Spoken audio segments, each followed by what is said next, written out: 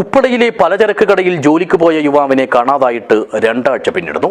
Manjeshwaram police അന്വേഷണം ഊർജിതമാക്കുമ്പോഴും കണ്ണീരോടെ കാതോർത്ത് ദിനരാത്രങ്ങൾ തള്ളി നീക്കുകയാണ് മാതാപിതാക്കൾ.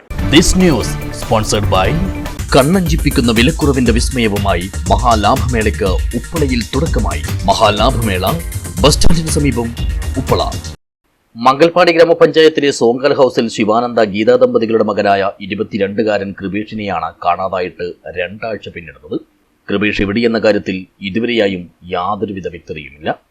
മുമ്പ് കോൺക്രീറ്റ് സെൻട്രിംഗ് ജോലിക്ക് പോയിരുന്ന കൃപേഷ് ജോലി ഇല്ലാതായതോടെയാണ് ഉപ്പളയിലെ ഒരു പലചരക്ക് കടയിൽ ജോലിക്ക് പോകാൻ തുടങ്ങിയത്.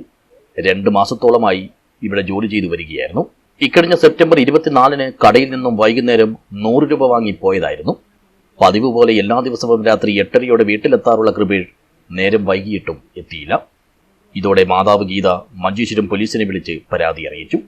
തുടർന്ന് പോലീസ് കേസെടുത്ത് അന്വേഷണം ആരംഭിക്കുകയായിരുന്നു. മകന്റെ വരവും കാത്ത് കണ്ണീരോടെ കാതോർത്ത് കഴിയുകയാണ് മാതാപിതാക്കളും സഹോദരങ്ങളും അടങ്ങുന്ന 5-അംഗ കുടുംബം. കൃപേഷ് എവിടെ ഉണ്ടെങ്കിൽ ബാമോന് ഇവിടെ അതിൻ്റെ അനിയത്തിമാരെ സ്കൂൾക്ക് പോകാൻ കേൾക്കുന്നില്ല. പിന്നെ അനിയനും കരഞ്ഞുകൊണ്ടു. അച്ഛന് സുഖമില്ല, അച്ഛൻ സുഖമില്ലാത്ത ഉണ്ട്. ഇവിടെ ഒരിക്കൽ വന്നിട്ട് വന്ന് മതി മോനെ. ഒരിക്കൽ വിളിച്ചെന്നോ ഫോണെങ്കിൽ വിളിക്കും, മൊബൈലിൽ നിന്ന് സ്വിച്ച് ഓഫ് ആക്കിയത്. ഒരിക്കൽ വിളിച്ചിട്ട് പറയും മോനെ എൻ്റെ ഞാൻ ഇങ്ങനത്തെ ജാഗയിൽ ഉണ്ടോന്ന് പറഞ്ഞെങ്കിൽ മതി, വേറെ എന്ത് വേണ്ട. ടവർ ലൊക്കേഷൻ വഴി നടത്തിയ അന്വേഷണത്തിൽ മംഗളൂരു വിജയ് നഗറിൽ വെച്ച് ഫോൺ സ്വിച്ച് ഓഫ് ആയതായാണ് കാണിക്കുന്നത്. ലോക്ക്ഡൌൺ കാലത്ത് ഒരു തവണ 2 ദിവസം വീട്ടിലെത്തിയിരുന്നില്ല. പോലീസ് ഇടപെട്ടാണ് അന്ന് കൃപേഷിനെ കണ്ടെത്തിയത്.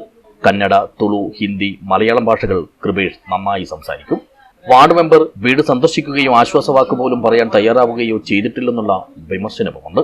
മകനെ എത്രയും വേഗത്തിൽ കണ്ടെത്തി തിരികെ എത്തിക്കാൻ എല്ലാവരും സഹായിക്കണമെന്ന് മാതാവ് ഗീത നിസ്സഹായതയോടെ നിരന്തരം പറഞ്ഞുകൊണ്ടിരിക്കുന്നത്. News bureau.